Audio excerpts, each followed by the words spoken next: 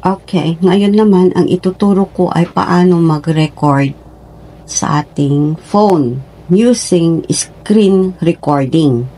Yung sinasabi nilang screen recording, siguro may mga iba dyan na alam na, pero may mga iba rin na hindi pa nila alam. Okay, pasensya na sa boses ko ha. Ngayon dito tayo sa homepage natin. I-post lang natin dito sa taas, ayan, ganyan, hanggang pa ganon. Tapos, slide natin ito ng pa-left. Okay?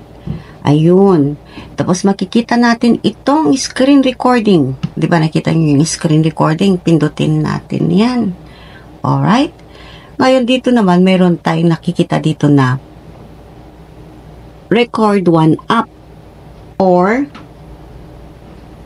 record entire screen. Dito tayo sa record one app. Ayan. At ito naman, huwag niyong kakalimutan i-on. Kasi andyan yung mga sound ng yung device, like music, calls, or etc. etc. Kaya kailangan i-on natin yan. Okay? Yan, naka-on na siya. Ngayon, punta tayo sa next. Okay? Next tayo. Hanap tayo kung anong gusto nating i-record. For example, halimbawa, itong game na to. Dito. O, mapunta tayo sa game. Yan, pindutin natin yan. Ayan na, nagre-record na siya. Sa mga ibang phone, pwedeng i-post kung gusto nilang i-post muna bago nila i-record ulit. Ang gagawin lang nila dito, akyat sila dito sa taas. Kanina yung pinuntahan natin kanina. Tapos i-swift nila ito. I-swift nila. Makikita nila dito notification na pwedeng i-post tapos pwedeng i-resume ulit.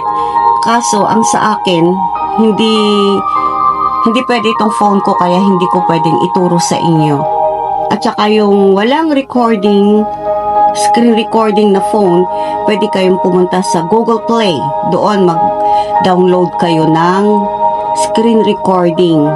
Kaya lang, mag-ingat-ingat din tayo kung minsan sa pagre-recording natin, lalo na kung i-upload natin sa ating video sa YouTube. Baka tayo ay ma-copyright. Ganun lang po ang pag-screen recording. Tapos pag ayaw na ninyo at gusto na ninyong itapos, okay? I-drop lang ninyong ganyan ulit. Tapos pindutin nyo itong stop. Yan, tapos na. Tapos na ang ating recording. Then, clear. Okay. Ngayon, pag ano naman, saan natin makikita ang ating na-record ay nandito lang po sa ating homepage. Andyan lang po sa ating photos. Ito, buksan ninyo itong photos na to. Yan na yung ating ni-record kanina. O, nagpi-play na siya. Kaya,